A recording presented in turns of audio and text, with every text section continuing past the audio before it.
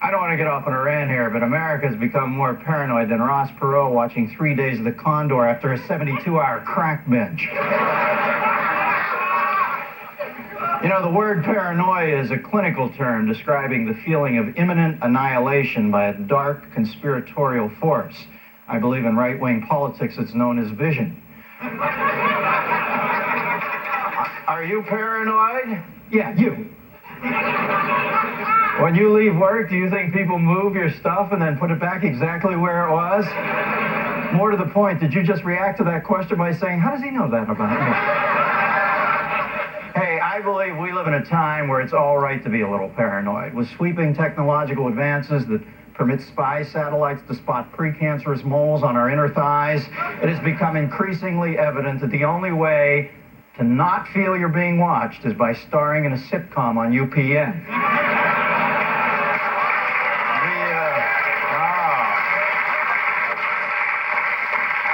You're coming down, UPN.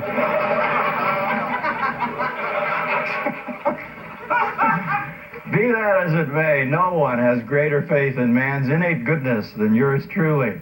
From the time my lead-reinforced Brinks truck drops me off inside this heavily fortified studio bunker 60 floors below HBO World Headquarters, to the time that my 10th degree red belt manservant Drago tucks me in, and I fall asleep inside my titanium vault watching Ice Station Zebra on a perpetual loop, well, I'm just brimming with nothing but trust in my fellow man's commitment to the higher good.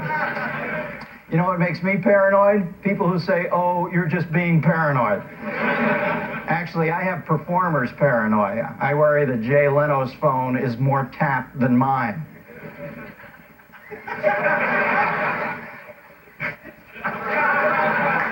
Somebody I usually trust told me that was going to eat shit.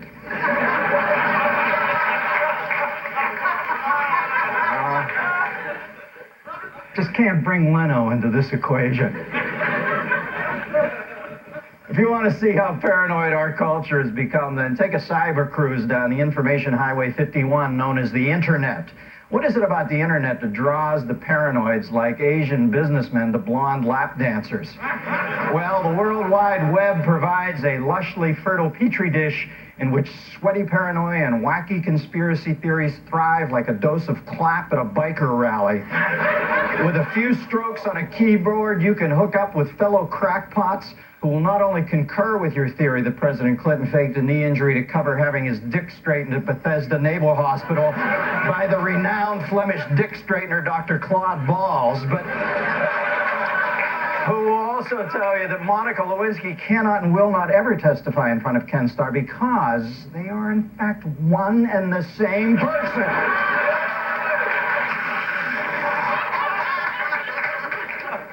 Sorry, it's my Sudsy Sutherland body snatchers rave off. Conspiracy theories come from a natural human desire to see the world as an ordered place. If everything bad that happens to you is the result of a complicated plot involving the Freemasons, the Rockefellers, and Joey Lawrence, you become the center of the universe. But if you bump into a guy in a bar and he beats the crap out of you, not because he was a sub-agent sent by the Trilateral Commission on behalf of the Illuminati, but merely because he drives a pickup truck with a bumper sticker that reads "shit happens," well, in that case, you realize that you're just a single random ping pong ball in the great lottery popper that we call life. So why are we paranoid? Well, looking nervously over our shoulder, we see that our generation was shaped by paranoid men like Richard Nixon and suspicious women like J. Edgar Hoover. Therefore, when it comes to paranoia, most folks train their night vision goggles on the federal government. And I admit, every time I butt heads with the government butt heads, I get the feeling that it's personal too. But I'm made more paranoid by corporations, car companies that lie about their safety records, chemical firms selling toxic weed killers that wind up in our food. You never see Scully and Mulder taking on these guys because, quite frankly, these guys advertise on the fucking X-Files, okay?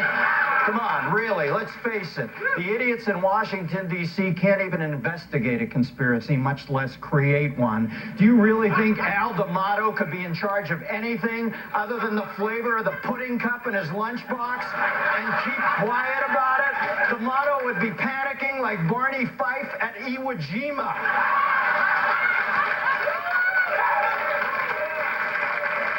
You know, conspiracy has always been a part of American life, and why not? It makes us feel more important to think we're special enough for the infamous they to take the time to put one over on us. Hey, the biggest conspiracy has always been the fact that there is no conspiracy. No one's out to get you. No one even gives a shit whether you live or die. There. You feel better now? Of course, that's just my opinion. I could be wrong.